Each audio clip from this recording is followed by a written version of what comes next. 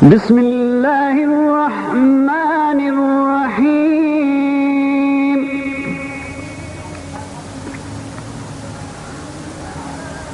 الله لا إله إلا هو الحي القيوم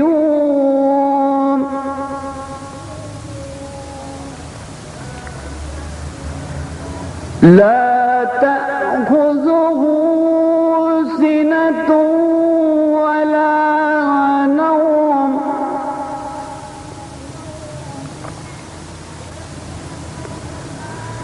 له ما في السماوات وما في الأرض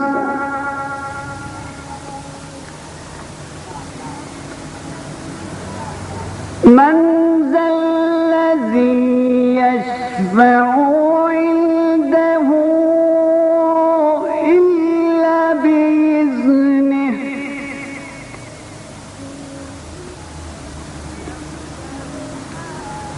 يعلم ما بين أيديهم وما خلفهم ولا يحيطون بشيء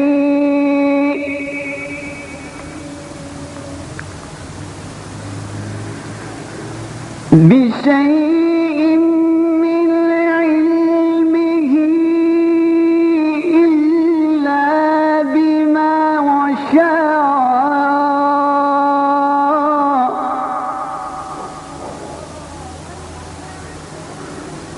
وسع كرسيه السماوات والأرض ولا يؤوده حفظهما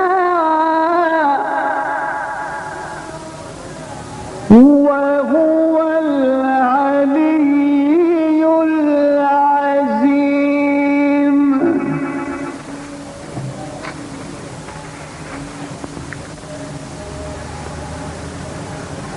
لا إكراه في الدين قد Merciful, the compassionate.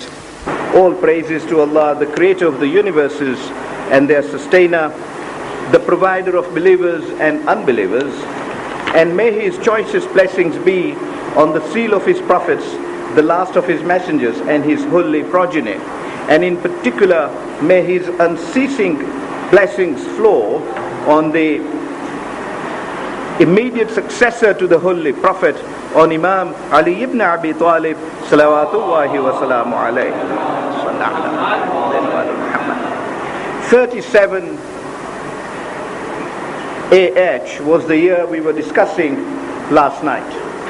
We just came to see how situation arose there, and Imam Ali alayhi salam decided to give the army some relief from continuous fighting. And you can see that the situation was that from the day his Khilafah was inaugurated until then there was continuous battle which he had to battle out to obtain stability of the government. His philosophy was that until that stability is achieved, he cannot take the next step of establishing law and order in the manner in which the Holy Prophet would have liked to see it done for the pleasure of Allah. Those machinations of Muawiyah of course continued despite all that happened in Siffin, despite the arbitration, despite the fact that the arbitration was condemned. It was not universally accepted, but Muawiyah continued his skirmishes. One of those led to the governor of Egypt being removed by Imam Ali alayhi salam, replaced by Muhammad bin Abu Bakr, and ultimately even Muhammad bin Abu Bakr had to be replaced, and Imam Ali alayhi salam decided that no less a person than his general Malik Ashtar should be sent over from Nasibin to Egypt.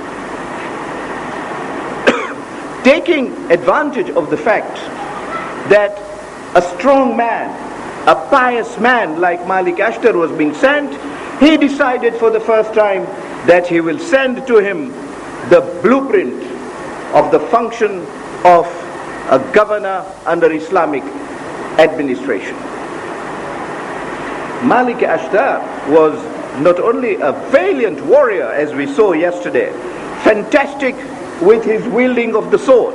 Not only that, but he was basically a pious man, obedient to the Holy Prophet and the Ahlul Bayt alayhimus salam. In fact, his piety went to such an extent that even after he was so well known as a renowned warrior and a great fighter in the cause of Islam, even after that, he once passed in the streets of Kufa. I'm putting forward to you an episode in history which is extremely well known about Malik Ashtar, but I only want to do this as a preface to see so that you know the kind of person to whom this letter was sent. It is more than a letter. This blueprint, as I like to call it, of the Islamic administration of the land was sent. It is said he was walking through the bazaar of Kufa wearing an abba and an amama of a rough cloth from which gunny bags is made. A businessman, a shopkeeper sitting there, not realizing who the person was and seeing how he was attired, threw some dirty leaves on him for nothing. Another person in the place of Malik Ashtar would have been offended. Indeed, a person even not in the status of Malik Ashtar might have been offended. Malik Ashtar took no notice of it and just proceeded on, despite the fact that he was insulted in that way. Another neighbor who saw this goes to him and says, "Do you know what you have done?" He said, well, a person was passing and I just threw some dry leaves on him. He didn't deserve any better. So this man says, "Do you know who you threw the leaves on?" And he says, "Well, just a man who was passing." So this man says he wasn't a passerby. He was a Malik Ashtar. And this man really got a shiver. He said, "Have I done this to him?" He says, "I must go and apologize." He runs behind him. He doesn't find Malik Ashtar. He asks people, "Has a person dressed in this way passed by?" He said, "Yes, he's gone to the mosque." So he enters the mosque. Malik Ashtar was reciting his prayers. Having recited his prayers, he sits there. Just as he finishes the salam, this man goes and apologizes profusely to him, seeking his forgiveness and assuring him that it was not meant to be an insult or so. It was just a stupid deed on his part. And Malik Ashtar says, "But why are you so repentant? Why are you so disturbed about it?" "I was not disturbed. I forgave you that very moment. I had no need to come to the mosque now. I've only come to the mosque to say 2 rakat namaz, so that I pray to Allah that He too should forgive you, so that you are forgiven not only by me, who had already forgiven you, but you should be forgiven by Allah." You can see the person that one is dealing with. Those qualities of Imam Ali alayhi salam that we have discussed. Bravest of warriors on the battlefield, fantastic fighter, and yet the most forgiving when it comes to it. Talha making bay'ah in the hands of one of his people, when he gets the story on the battlefield, it is said he wept. Weeping over Ammar may be understandable, but weeping over Talha's such action. That was Imam Ali alayhi salam. Malik Ashtar grew up under that sort of training, and one can see how he behaves. When he becomes the governor of Egypt, Imam Ali alayhi salam decides that is the right person, that is the correct opportunity at which to issue and publicize his blueprint. Indeed, that blueprint has remained extant, has remained in its authentic form till today, and is contained in Nahjul Balagha. It is contained as instrument number 53 in Nahjul Balagha. Some have called it letter number 53, but whatever, it is numbered 53 almost unanimously in most of the books, and contains numerous matters. It contains about 20 different matters on which he addresses Malik Ashtar. I do not pretend that in this about 1 hour that we have in our disposal, I will cover 20 points. But I only seek to point out to you a few of the matters that he dealt with for various reasons. Firstly, we have seen how he had taken over authority and how he sought to establish law and order. But the political machinations were such that he was not able to put forward a blueprint of this nature. When this comes out, we know how an Islamic government should be run. So that is our first reason for studying it. We want to know, secondly, the character of this person, the personality that we are dealing with, because a lot of it is evinced out of this material. But thirdly, we want to learn things from it ourselves, and that perhaps is the most important part of this sitting. Who knows? Some of you might become ministers at that level, inshallah, soon, and you might find this instruction extremely useful. But even in our lives today, we are ministers, as Hadith Qudsi says, in some way or another. We might be governors of our little homes. We might be governors of our little offices, of the little factories that we run, not to mention the large ones. And in all those spheres, these instructions are invaluable. Indeed, even in our daily lives, regardless of any governorship that we may have, governorship on our own selves, that nafs that we govern, can receive considerable instructions from this blueprint.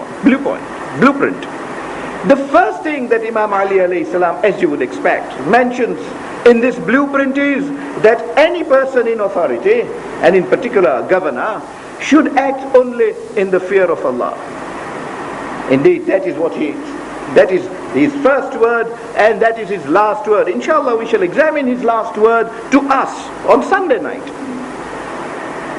But in this blueprint in which he addresses the governors, the first thing he says to Malik Ashtar is, he, that is Imam Ali alayhi salam, has ordered him, that is Malik Ashtar, to fear Allah, to prefer his obedience and to follow what he has commanded in Quran out of his obligatory commands, and refrain from actions which Allah has forbidden in the Holy Book.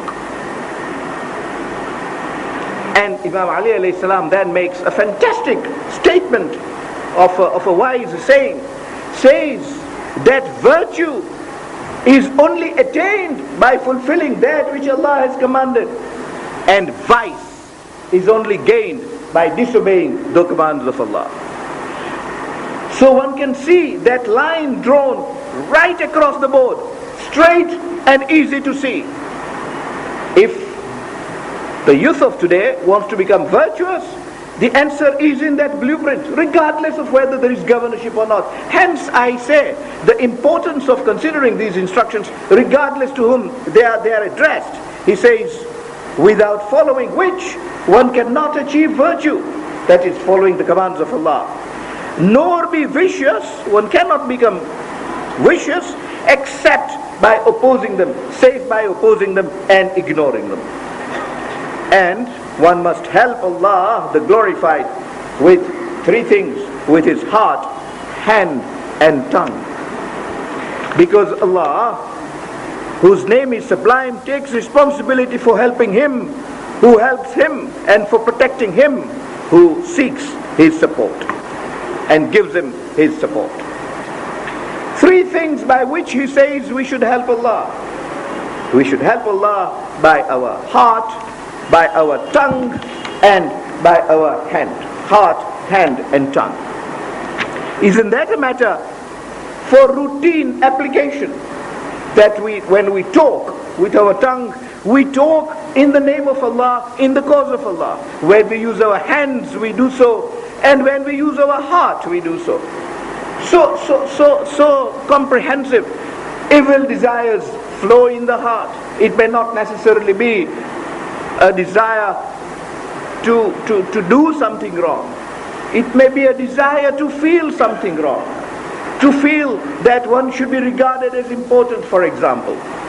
One would be saying one's prayers, and to feel that I would like people around here to feel that my prayers are conducted with piety. Enough to cause problems. So, to restrain oneself from such feelings is helping Allah with the heart. And the heart is a central part, because the niyyah gets into it. And Imam Ali alayhi salam therefore says, it's a beautiful little trick that he has taught us to keep in the straight path. Watch out on three things.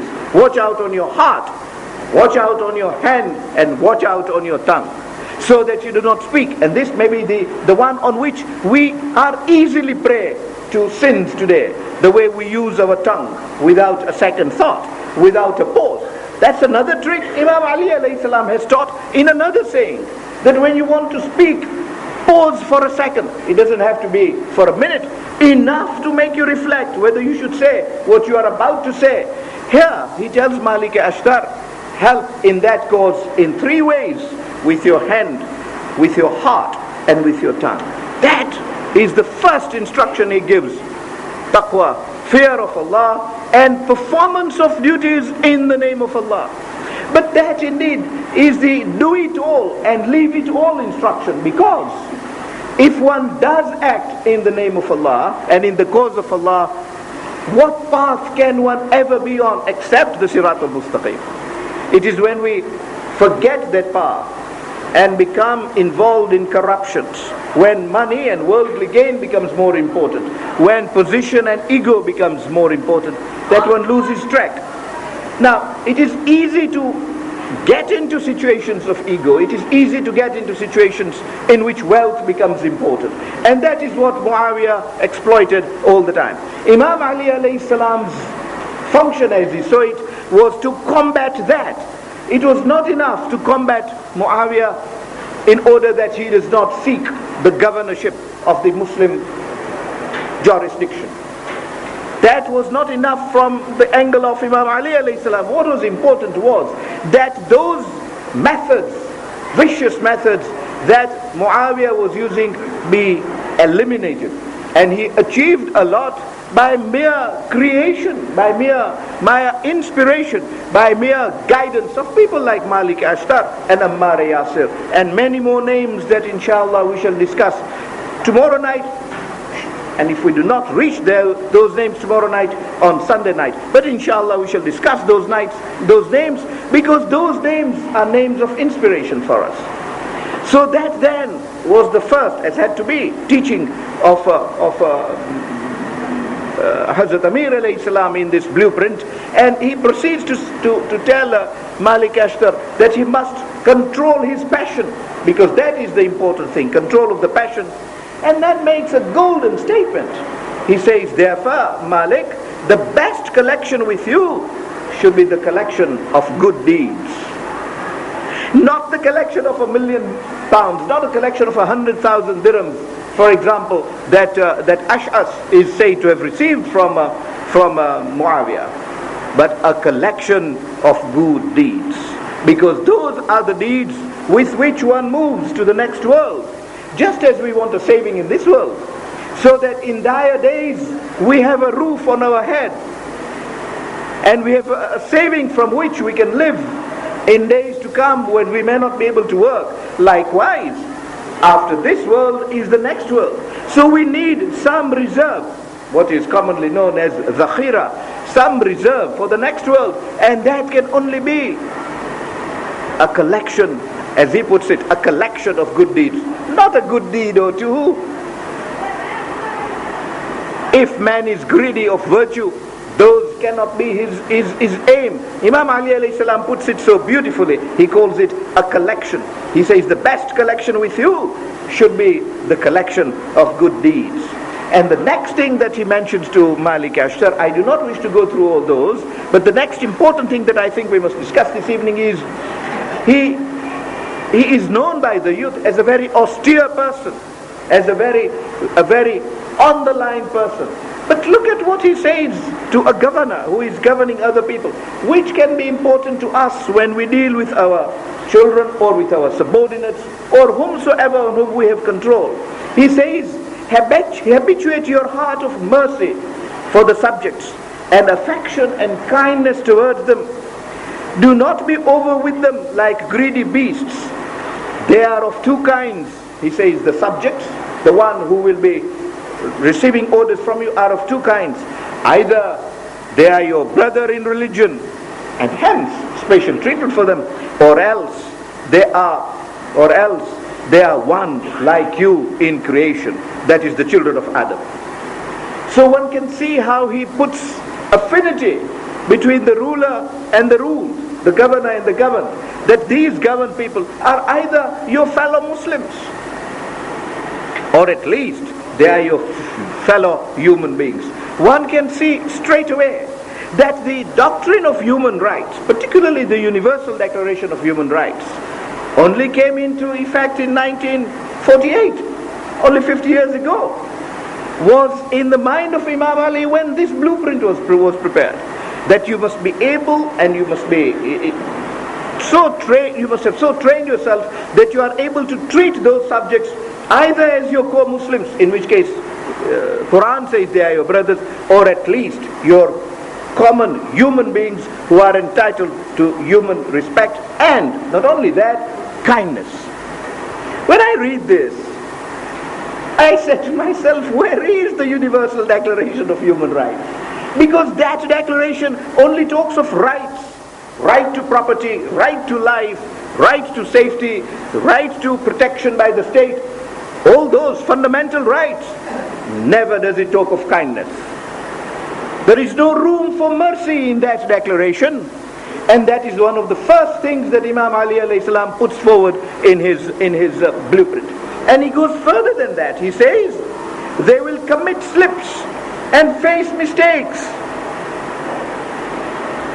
Human Declaration of Rights has no provision for human error. No provision at all. Imam Ali alayhi salam tells his governor, these people are human. They will commit mistakes. They will make slips. They may act wrongly, willfully, or neglectfully. He takes both of those conditions into account. Not only those who do wrong willfully, because man by his nature will slip. The flesh is weak, and neglectfully he may do something wrong. So what does one do in that situation? Does one deal with every human who has slipped in that way austerely according to the letter of the law? Imam says no.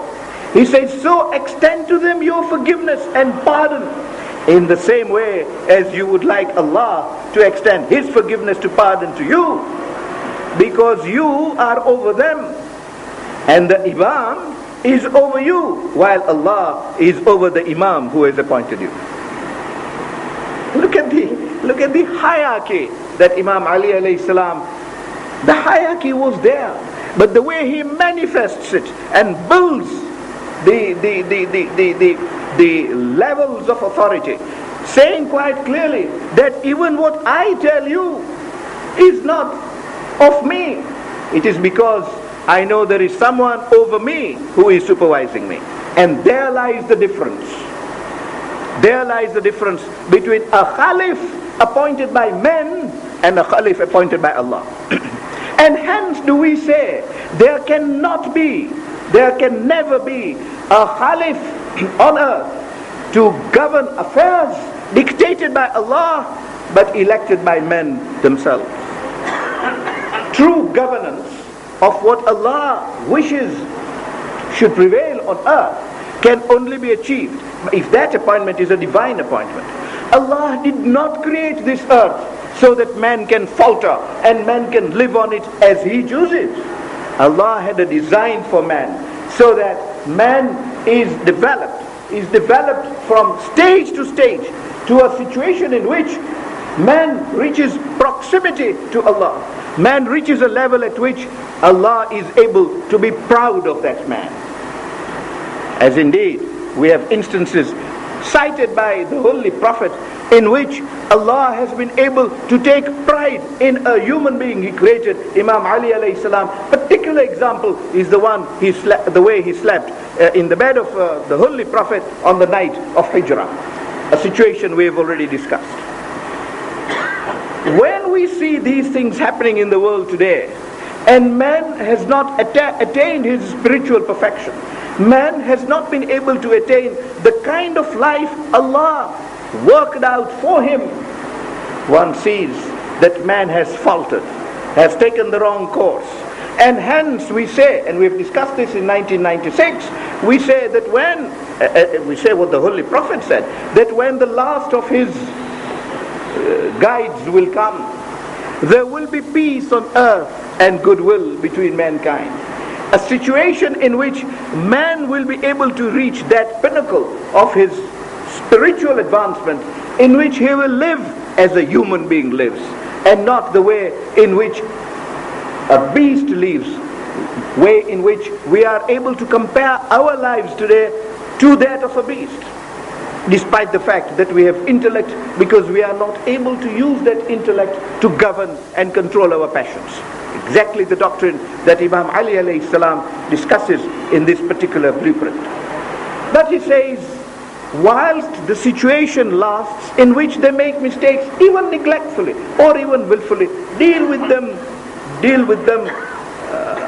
softly, deal with them with pardon and forgiveness, because that is how you would like Allah to deal with you.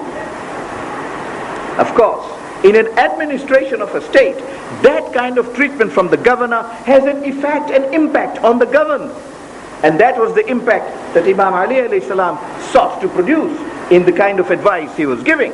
And then he proceeds to say, do not act hastily during anger if you can find escape from it. And that is his teaching. In another place he says, when you are that angry, bow down for a 2 or 3 seconds. Your intellect will regain its balance. Because that is the time at which man loses his balance. And Imam Ali alayhi salam prescribes the medicine for it.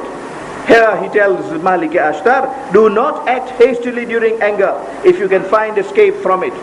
And do not say, I have been given authority, I should be obeyed when I order. Isn't this too true today? I have been given authority, I should be obeyed when I give an order. In our language that the youths would be able to understand better, our statement, my ship, my order. That situation of a captain, that it is my ship and my order should prevail, Imam Ali alayhi salam says has no room in an Islamic form of government, and hence should have no room in our homes, and hence should have no room in any setup which is to be governed in an Islamic fashion. That destruction of the human feeling that he must be obeyed regardless of whether he is right or wrong should go. Hence one finds that whilst there were caliphs before and after Imam Ali alayhi salam, more of course after him than before, who would move around with a whip and nobody would dare tell him anything. If he said something wrong, that wrong has to be obeyed. One did not find that in the time of Imam Ali alayhi salam. I took opportunity to glance over that yesterday in Siffin, and one sees a number of instances in which people are able to come to Imam Ali alayhi salam regardless of his position and speak to him freely and openly, level their criticisms, make their suggestions, and Imam Ali alayhi salam listens to them coolly and considerately. And that happened in various respects. People couldn't believe that he was the Khalif when they saw him in the mosque, standing, praying with other people, perhaps praying as more sinful than those who are far more sinful. That situation in which there is equality of treatment, and a situation in which the one in command should not be able to say that it is, I am the captain, my ship, my order, is what generates the kind of goodwill that Islam sought to establish. But those in authority did not allow it to take off. He proceeds to say, do not say, I have been given authority, I should be obeyed when I order. I want to read the rest of it because it gives the rationale for that statement of principle. Because, he says, it endangers confusion in the heart. Then man is not able to see himself as man in his own heart. His intellect is then governed towards not only pride, but arrogance and totalitarian thinking. Weakens religion, he says, weakens religion and takes one near ruin. Now that is the most serious part of it. That demand that I should be obeyed and nobody should be able to tell me that I have made a mistake takes one to ruin. If the authority in which you are placed produces pride or vanity in you, then look at the greatness of the realms of Allah. I read that because the great thing about Imam Ali alayhi salam is, and you will find this universally with him, that he not only points out the disease, he not only points out the symptoms of the disease, he produces the cure for it and teaches you the medicine for it almost simultaneously. And one finds this, as I said, universally with his teachings. Here, he produces the remedy to Malik Ashtar. He says, when that happens to you, look at the greatness of the realms of Allah over you and his superiority, which you do not have even on yourself. When one comes to think of the superiority of Allah beyond the superiority that one has on oneself, one can see that one has no reason to create arrogance in oneself or pride in oneself, because one is a helpless creature. When one is not able to say that one will do such and such a thing tomorrow, when one in one's superiority cannot conduct superiority over one's right hand or left hand or the tongue, what right can he have to assume any degree of pride in himself? And when that pride comes in him, Imam Ali alayhi salam says, think of the realms of Allah and the fact that you are not, that the fact that you cannot hold yourself superior to others, when you cannot hold yourself superior even to yourself. In other words, O Malik Ashtar, governor you may be, but you are no more than a servant of Allah performing a certain function. The sweeper in the mosque has the function of sweeping the mosque. You as a governor has a function to govern. Both of you are serving in the path of Allah, each to his own function, none superior to the other.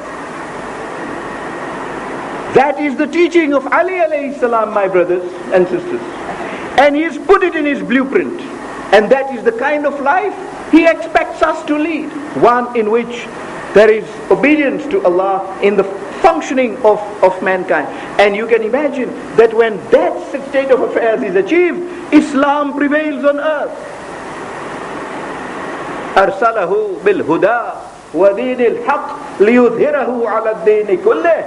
That is the climax which Islam wants over all other schools of thoughts, over all other philosophies of life, so that man attains that status of a human which Allah wanted him to attain. I will take a big leap in that khutbah and come now to discussing the crux of the matter. Imam Ali alayhi salam, in talking to his governor, divides the governed into 9 different groups. He divides the entire function of the governor into 9 different groups. He says, in your subjects,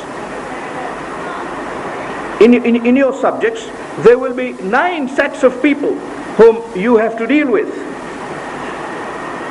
Know that the people consist of classes who prosper only with help of one another, each dependent on another, just as we discussed presently. And they are not independent of one another. The governor cannot say he is independent of the sweeper cannot say he is independent of the governor. Among them, and he sets out 9 classes of people. Among them are the army, the civil service that the governor has to appoint and deal with, the officers of the state, executive and administrative, dispensers of justice, judges and magistrates, those engaged in law and order, whom we broadly call the police, the collectors of revenue and tax from protected non-believers and common Muslims, traders, industrialists, and the lowest classes of the needy and the destitute. You can see he has divided the entire setup into 9 different categories. One thing one finds that flows through the life of Imam Ali alayhi salam is exactitude, preciseness in details. He is not a person of sweeping statements. You will never find that in him. And he says this in this blueprint also, that sweeping statements have no place in life. One finds exactitude in detail in the way he operates. And so has he done in this way. He has taken the entire group of people Malik Ashtar might have to deal with and subdivided them into 9 categories and proceeds to deal with each one of those categories. When were we going to do justice to that blueprint in this brief sitting? But we will give it a bird's eye view. We will give a bird's eye view to what Imam Ali alayhi salam discusses, because there are lessons in it that the most eminent of politicians of today have bowed down to. The first he deals with is the army, and when he deals with what we call the defense today, and in dealing with the army, he makes an astutely political statement. How can one dare say that he was not a politician? Of course he was not a politician in the sense that he was not a Machiavellist. He did not ever accept maneuvers and manipulations. And he said that to Ibn Abbas in the very early days of his governance. He says, I will not act in a manner in which, when questioned by Allah, I should not be able to answer for my deeds. He would not indulge in trickery. If that is what politics means, then it is a distortion of the meaning of the word politics. Because politics is the philosophy of the government of people. That is what politics is all about. And in that philosophy of the government of the people, this is his blueprint. And in that he says, insofar as the army is concerned, then the army is by will of Allah. So you can see the thread of Allah flowing from the very commencement, and we will see to the end, because inshallah I will read the last paragraph before we leave this blueprint. You see that thread of divinity flowing right through this document. When he comes to the army, he says, now the army is by will of Allah the fortress of the people. That's what it is, he says. It is, without it, the people cannot be protected. If people need protection, if they need to be defended, then that fortress in which you put them in is the army. He calls it the fortress of the people, the ornament of the rulers, strength of the religion, and means of peace. And means of peace. Whether the army today, which is called the means of peace even today, is used as a means of peace is another matter. Whether the NATO bombings and the bombings on Iraq are means of peace is a very debatable issue. The point I want to make is that what the politician of today, the way he manipulates the situation to call the army a means of peace, Imam Ali alayhi salam was putting on paper 14 centuries ago. But when he said it is a means of peace, he meant it. He meant it to be the means of peace. He takes his army to Naharawan, and of the 10,000 people there, only 1,800 are left. It produces peace. The existence of that army produced peace, and only 1,800 lives were lost. He goes to Siffin on that basis. He makes it an ornament, and he makes it also a means of securing peace, securing law and order. And having said that, he says, the people cannot exist without them, while the army can only be maintained by funds fixed by Allah in the revenues. Because Imam Ali alayhi salam, which we do not have the time this evening to discuss, even I do not see that we will be able to discuss in these sittings. He also had a blueprint on finance. How will the revenue of the state be divided? In what we call the budget today, he had his laid budget. And in that budget, the different areas of the government that needed money were provided for in definite percentages of the revenue of the state. And he says the amount fixed for the army must be that which is fixed by Allah in the revenues, by which they acquire strength to fight the enemies, and on which depend their prosperity, and with which they meet their needs. And further on he says every one of them, and then he broadly talks about the 9 sections and says each one of those 9 sections has a right on the ruler according to what is needed for his prosperity, and so has the army. When the ruler thinks that I am the ruler, I sit in the Oval Office and I am the policeman of the world, his attitude is different. But when he sits in that little mosque administering the affairs of the state and knows that everyone has a right on him, he is there to dispense rights. He is not there to acquire power and position for himself or for his state. And that is what Imam Ali alayhi salam seeks to inculcate in those who are vested with authority in an Islamic administration. And then dealing specifically with the army, he says, put in command of your forces the man, not the one who is most powerful, not the one who is your kith and kin, as we saw Uthman doing. He says, put the man who in your view is the best well-wisher of Allah, his prophet and your Imam. The pious man, as Malik Ashtar we saw, as Ammar Yasir whom we saw. Chastest of them in heart. Again, we come back to the functioning of the heart. And highest of them in endurance. Sabr. The exact opposite of what we would expect him to say for the army man. He says no, the one who has the greatest sabr, the one who has the greatest endurance, chastest in heart, should be the person who should be in command, who is slow in getting enraged, accepts excuses, is kind to the weak. It is not the ferocious man who should be the head of the army, the one kind to the weak and stiff on the strong.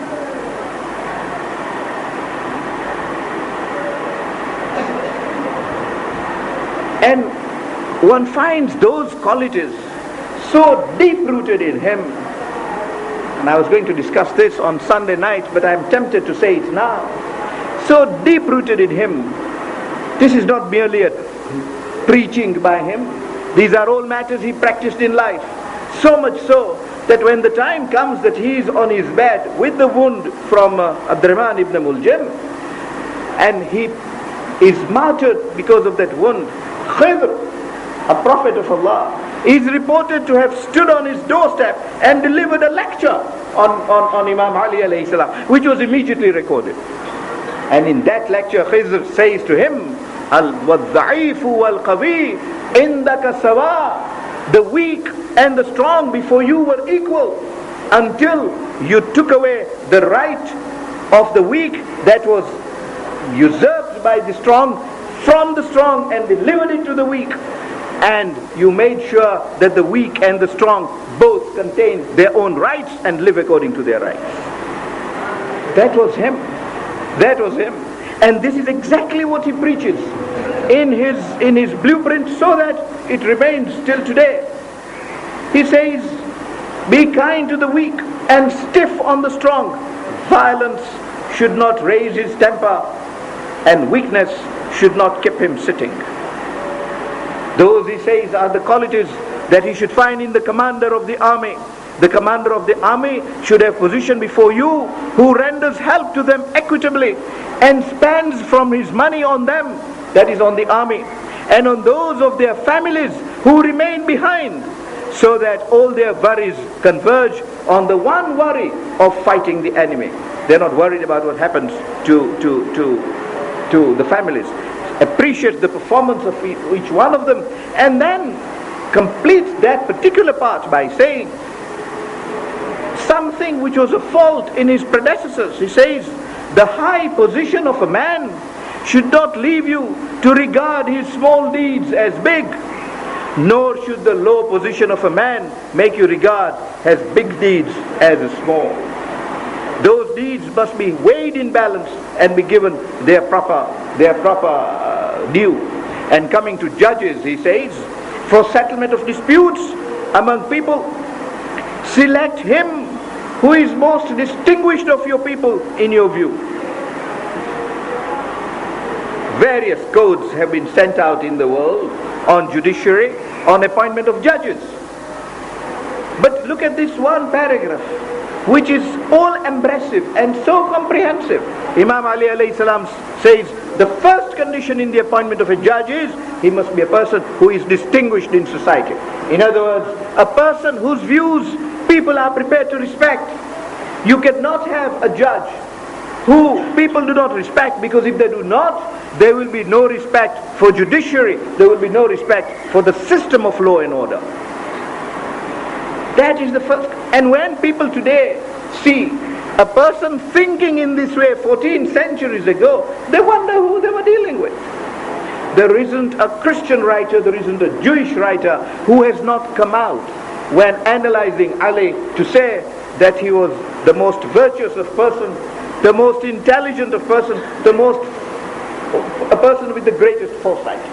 The first thing he says here is that, and then the matters of details that he deals with in respect of the administration of justice are bewildering. And I will only read 2 or 3 sentences for you to give you an idea of the kind of things he dealt with. He says, the cases coming before him should not vex him, should not anger him. Why is this happening? Why is that happening? Why is this man behaving like this? He should not make prejudgments of that nature. It's a ground of appeal today if a judge behaves like that. And Imam Ali alayhi salam makes that a precondition in those days.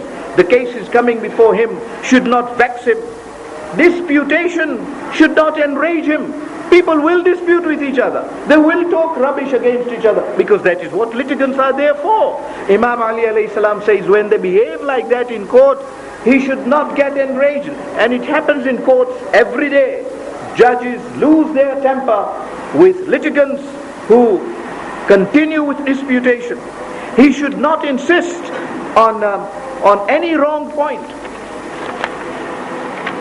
Even if the judge is wrong these days, he will insist he's right. Imam Ali says he should not insist on any wrong point, should not grudge accepting truth. The judge says, well, I am the judge. I have said this is the position. How can anybody, be he a lawyer or a litigant in person, how can he say that I am wrong? I will not accept a situation. This problem of a person not accepting that he is wrong, even though he knows he is wrong, is universal. It is not a trait of judges alone. It is sad that even when we come to know that we are wrong, we insist we are right. And it is that insistence that leads one astray at every stage. Because then, instead of going straight, you are going on a tangent. And the more you insist on that wrong, that tangent takes you further and further away from the right path. Because as you proceed on the tangent, the width, the radius between those two lines becomes wider and wider, and off you go from the straight path. The capacity to be able to see that one is wrong and to put oneself right is what Islam teaches. And this is what Imam Ali alayhi salam says. That feeling that one is right, and insisting on it, and refusing to see, even when one knows one is wrong, refusing to see, that is what the devil instills in the mind. And as we saw yesterday, his statement, that once the devil takes control of the mind, he does not let it go.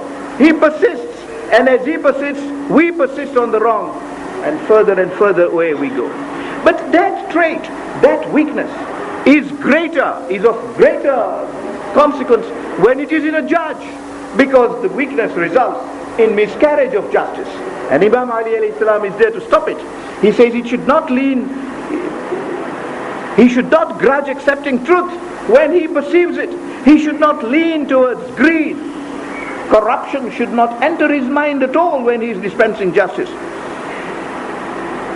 and should not content himself with cursory appreciation of a matter without going thoroughly into it. Merely seeing a case and giving judgment on perfunctory treatment, he says, is unacceptable. He must go into its details and examine it thoroughly. Tomorrow night, inshallah, when we have time, we will look at a few of his judgments and see how he went into details of matters and arrived at decisions parties did not even contemplate, the world today would not have contemplated. And then he makes a very interesting point from the juridical angle.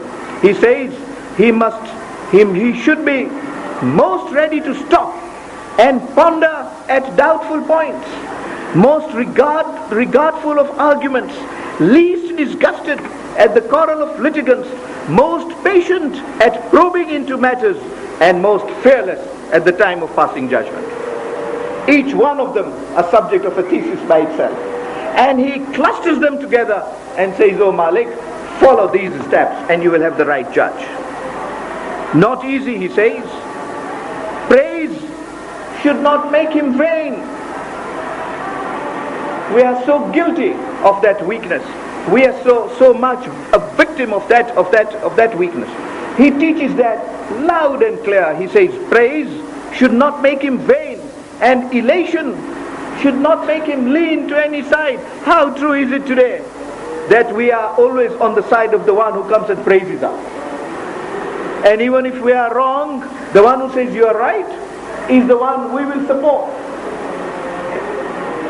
Bad enough in ordinary life, inexcusable when you are sitting as a judge. And he points that out in his blueprint so strongly. And then, alas, he himself laments and says, such people are few. But then he sets up an appellate jurisdiction. He sets up a system of appeal, which man today wonders about, because man today thinks this is his cleverness, that a tier of appeal is brought. Imam Ali alayhi salam says that to Malik Ashtar straight on. He says, then very often check his decisions. Today, decisions are only checked when one of the aggrieved parties prefers an appeal to the higher tribunal. If there is no appeal, there is no checking of that decision at all, even if it is a wrong one. Imam Ali alayhi salam says that is not the way the system of justice is going to operate.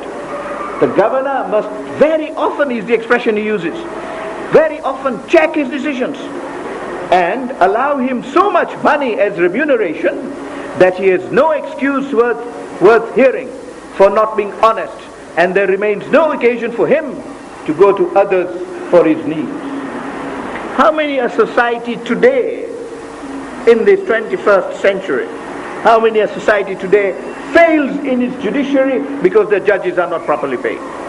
And I'm not pointing a finger at India, because even if India is guilty of that, there are so many other countries in the world today who are guilty, who fall into that trap exclusively. Judges are not paid sufficiently to make them independent of having to receive corruption, to make them independent of having to approach other people for help. Because the moment you approach another person for help, it may be a small help. It may just be repairing your car that has broken down. But that moment, impartiality is lost. And Imam Ali alayhi salam says, put them in such a position, O Malik, if they are judges, that they do not have to fall into that trap. And having dealt with the intellectual capacity of the judge, having dealt with his financial needs, he proceeds to raise even a third issue with them. He says, give them that rank in your audience for which no one else among your chiefs aspires. The Chief Justice must attain that rank in the eyes of the public, and hence must be awarded that rank by the governor. Imam Ali says, give him that rank so that he remains safe from the harm of those around him. The minister, the chief minister, the mayor cannot go around intimidating the judge, because they know that his position is beyond theirs. he is untouchable, he is independent of the executive. That doctrine of impartiality, well covered in this blueprint centuries ago. You should have a piercing eye in this matter, he says. Don't take it easy, because this religion has formerly been a prisoner in the hands of vicious persons, judges deciding according to what Muawiyah wants, not according to what justice demanded. It's been a prisoner in the hands of vicious persons when action was taken according to passion and the worldly wealth was sought after. That is what they were after. And Imam Ali alayhi salam, the point I made earlier on, to eradicate those evils in society, emphasizes these points and put them into writing. And then says thereafter, look into the affairs of your executives. Give them appointment after tests, and do not appoint them by partiality or favoritism, because these two things constitute sources of injustice and unfairness. Exactly as we saw happen in the days of Uthman. Select from among them those who are people of experience and modesty, not the vain, not those who talk highly of themselves. There must be experienced people to be executives of the state, and there must be modest people hailing from virtuous houses and having been in Islam previously, because such persons possess high manners. And he then proceeds to say, if any of them has served under a tyrant before, and any of them has been in the service of a Khalif who made him do wrong things, and he agreed to do wrong things, he obeyed the Khalif in doing wrong things, don't appoint him at all, because he is already used to doing things favorable to the Khalif and not doing that which is right. Where will you find a Khalif who says people should not, executives, my own employees, I am the Khalif, should not be able to be under pressure to do what I like? Even they should be able to be under pressure to do what is right, regardless of what I say. Now that is a blueprint, I dare say, cannot be found elsewhere in the world except in Nahjul Balagha. Except in Nahjul Balagha. And from there he goes forward to discuss it, to discuss those who collect revenues, and he says treat them well. Only appoint those people who are honest, and people who will not be greedy of money, and pay them well too. Pay them so well that they do not have the need to be corrupted by those who are paying taxes, and do not have the need to look at the money they have received and steal from that money. And then he says, but whilst you collect revenue, remember that revenue from the agriculture, all these treaties on agriculture today, all these special references in the budget in respect of agricultural land, and special concessions that are given to agricultural land are contained in this blueprint centuries ago. He says you should also keep an eye on the cultivation of land more than on the collection of revenue, because revenue cannot be had without cultivation, and whoever asks for revenue without cultivation ruins the area and brings death to the people. Look at his deep knowledge on matters of agriculture. If they complain, that is the farmers complain about heaviness of the revenue, high taxation, or diseases, or dearth of water, or excess of water, floods, or drought, you should remit the revenue to the extent that you hope would improve their position. The remission granted by you for the removal of distress should not be grudged by you, he says, because it is an investment. Look at the level of thinking then. He says it is an investment. That remission is an investment. Because it is an investment which they would return to you in the shape of prosperity of your country and progress of your domain, in addition to earning their praise and happiness in meting out justice to them. And so he proceeds and deals next with civil service. And he says you should take care in the appointment of your civil servants. Put the best of them in charge of your affairs, and trust those of your letters which contain your policies and secrets to him who possesses the best character. These leakages that happen today, and the press receiving letters, in the words of Mawla, letters containing policies. These leakages we find in the press today. Imam Ali alayhi salam was prescribing for them then. He says, put these matters in the hands of those who possess character, who does not get elated by honors, lest he dares speak against you in common audiences. He should also not be negligent in putting up communication of your officers before you, and issue of their correct replies on your behalf and in matters of your receipts and payments. Why is man today so proud that the rule is that all these letters should be answered promptly? In England, of course, there is now a code of conduct. Every letter must be replied, such a type of a letter, within 15 days. And if it is not replied, it's a disciplinary matter. Certain letters must be replied within 30 days. Otherwise, it becomes a disciplinary matter. Such is the position in the United States also. All those matters were prescribed for by Imam Ali in this blueprint. Then, that all these letters that require a reply on your behalf must be dealt with not only promptly but correctly. He says there must be correct replies on your behalf, and in matters of your receipts and payments too. Receipts must be sent out clearly. He should not make any damaging agreements on your behalf, and should not fail in repudiating an agreement against you. All those matters well prescribed. And then he comes to traders and industrialists. And it is amazing to see that even then he distinguishes between traders and those in industry. Today we see commonly that the ministry involved is Ministry of Trade and Industries. The two grouped together. Imam Ali alayhi salam separates the two and deals with the two separately. And he gives him advice on trade and industry, and says these traders are important people because man cannot obtain his requirements locally. Most of them are obtained from far and wide. These traders travel. In those days they did too. People from Iraq would go to Syria, would go to Yemen, buy goods, bring them over, take their goods there. Imam Ali alayhi salam says all this activity must be appreciated and due regard given to them. But he says, having done that, know that most of these traders are very narrow-minded. So Imam Ali alayhi salam says, and awfully miserly. And why does he say that? He says they hoard goods for profiteering. And Imam Ali alayhi salam says that those who hoard goods for profiteering are narrow-minded and they are miserly and fix high prices of the merchandise. This is the source of harm to the people and a blot on the officers in charge.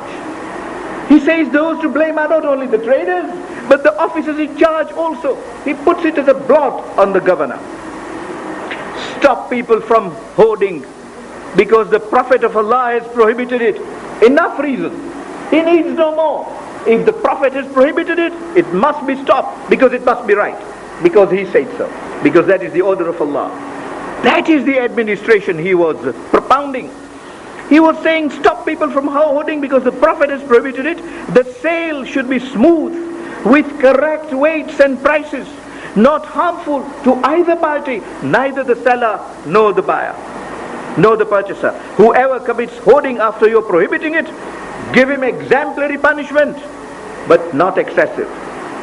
That balance in matters of sentence, that it should be exemplary so that other traders take a lesson from it, and yet it should not be excessive because it will be unjust. The line is so important, because when a judge is imposing that sentence to give an example, to set an example on others, he is tempted to put in a higher sentence.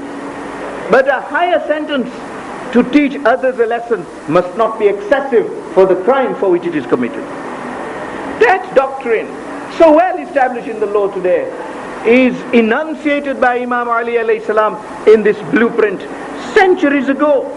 And then he proceeds to say, keep Allah in view in respect of the lowest class. And I've already come there to the ninth class. He says, take care of them, because they are people who need care. They are people who cannot look after themselves. Fix for them a share from the public funds and a share from the crops of lands taken over as booty for Islam. in every area, because in it the remote ones have the same share as the near ones. Beautifully balanced system of dispensation from Baytul Mal. And he says, take care of the affairs of those of them who do not approach you, being of unsightly appearance. Their appearance is such, they are so disabled, they cannot approach you. You approach them, and you